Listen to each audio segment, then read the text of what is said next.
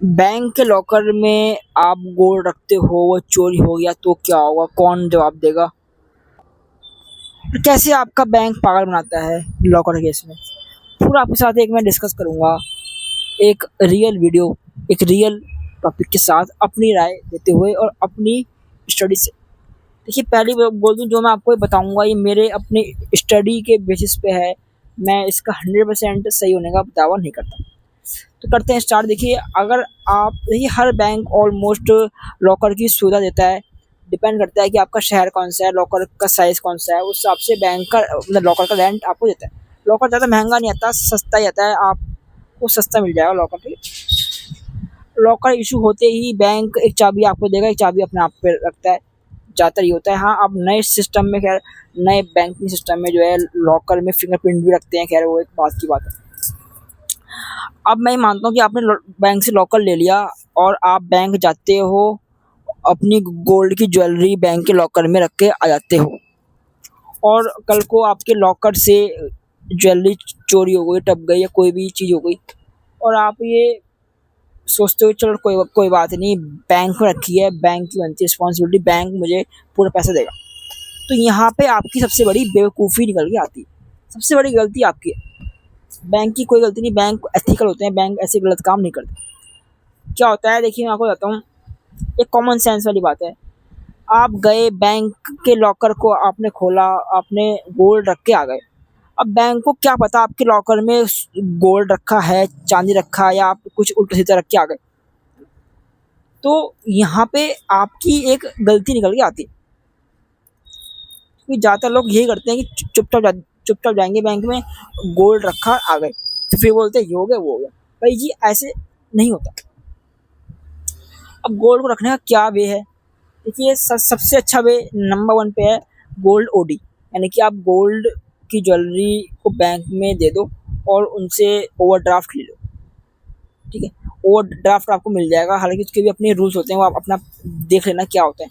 ठीक है, ओवरड्राफ्ट ले लिया, जब भी आपको वही ज्वेलरी की नीड पड़ती है, ओवरड्राफ्ट को कर दो, बंद कर दो, ज्वेलरी आपको बैंक में दे देगा वापस। ऐसे करके भी लोग वर्क करते हैं, जो सेफ तरीका है, जहाँ पे एक रुपये का आपको नुकसान शायद नहीं हो। बाकी इसके बाद यानी कि तो फर्स्ट वे है। दूसरा वे क्या है गोल्ड में, मतलब बैंक में ज्वेलरी रखने का?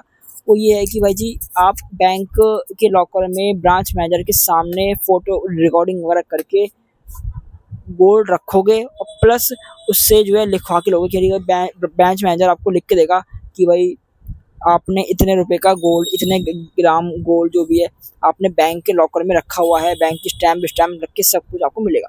वो एक बार को सही है, हालांकि वो भी सेफेस्ट तरीका नहीं है, लेकिन वहाँ पे इतना रहता है कि कल को अगर कोई केस हो जाता है तो आपके पास लीगल फाइट करने के लिए कम से कम एक एविडेंस तो होगा।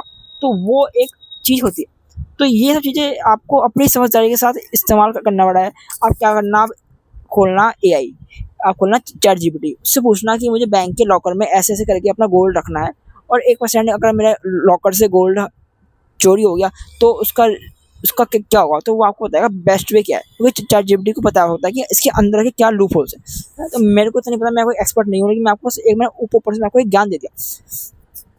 अब हम बात करते हैं कि ठीक है भाई, गोल्ड का समझ में आ गया कि भाई गोल्ड को रखोगे तो आपकी बेवकूफ़ी है, रखवाना भी है तो बैंक से लिखवा के आप लोगे, तब एक बार को मामला सही होगा। अब हम बात करते हैं कि ठीक है, आपने घर के डॉक्यूमेंट, घर की अंदर रजिस्ट्री रख दी, या आपने कोई अपने 10th-12th की मार्कशीट रख दी, या कोई ऐसा डॉक्यूमेंट रख दिया।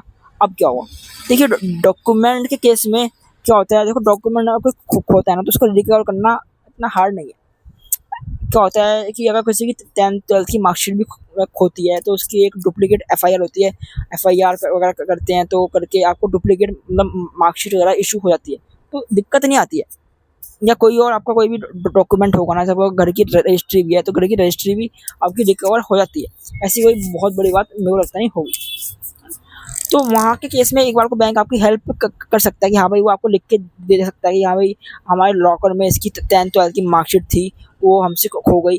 तो एक बार को क्या पता, उनकी हेल्प से थोड़ा बहुत मामला रिकवर हो सकता है, लेकिन ज्वेलरी के केस में ये नहीं होता। ठीक है, अब बात करते हैं कोई अपने एंटीक आइटम, कोई आपने महंगी वॉच या कोई महंगा एंटीक आइटम आपने लॉकर में रख दिया और वो वहाँ से हट गया, तो वहाँ की देखो, वहाँ की कोई रिस्पॉन्सिबिलिटी नहीं बनती, क्योंकि एक बार को बैंक आपको गोल्ड का लिख के दे देगा, लेकिन वो आपको एंटीक आइटम का लिख के नहीं देगा, क्योंकि एंटीक आइटम इन चीज़ों में नहीं आते हैं, उनकी कोई हिसाब किताब नहीं होता है, इसलिए वो अलग केस में होते हैं। तो बैंक का लॉकर आपने अगर देखोगे तो भाई इतना भी सेफ नहीं है,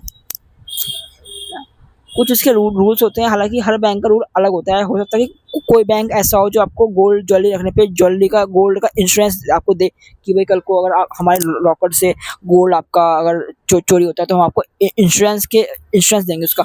तो वो हर बैंक का अलग होता है, लेकिन आपको जनरल बता रहा हूँ, हर बैंक पे रूल अप्लाई नहीं होता है, पहली बात तो ये। तो जब भी आप जाओ तो बैंक के रूल्स के अकॉर्डिंग चीज़ों को देखो, है ना। फ़ोन में आपके AI से पूछो कि भाई क्या हो सकता है।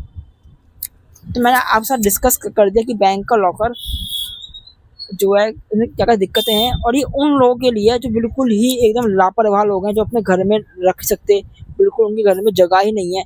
अब उनको भाई यह है कि भाई हमारे हाथ से तो खो जाएगा, तो उनकी तरह एक हद तक बैंक लॉकर सेफ है, सही है।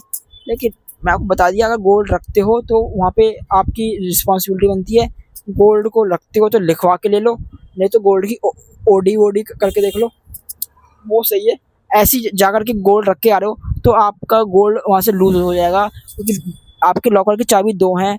और देखिए, हालांकि बैंक ऐसा नहीं करता, बैंक की नीयत साफ होती है, लेकिन बैंक में जो एम्प्लॉय होते हैं, अब किसी एम्प्लॉय की नीयत पता नहीं क्या है, आपको नहीं पता। तो गोल्ड मत रखो यहाँ, एक बार को आप डॉक्यूमेंट्स वगैरह अपने रिस्क पे रख सकते हो, वहाँ पे इतनी दिक्कत नहीं आती है। तो ये सब चीज़ें होती हैं बैंक के लॉकर की कहानी ये होती है। हालांकि मुझे बहुत डिटेल में नहीं पता है, मैंने आपको ऐसे ऊपर से बताया। ज़्यादा डिटेल में आप AI से पूछो, AI आपकी बहुत इसमें हेल्प करेगा, उसको एक एक इंच का बताता है भाई इस केस में क्या हुआ, इस केस में क्या हुआ। अपने बैंक का नाम लिखना फिर पूछना, क्योंकि हर बैंक की ना अलग अलग सिस्टम होता है, इसलिए मैं आपसे कह रहा हूँ। तो मिलता हूँ मैं आपसे नेक्स्ट वीडियो में, तब तक के लिए जय हिंद, वंदे मातरम।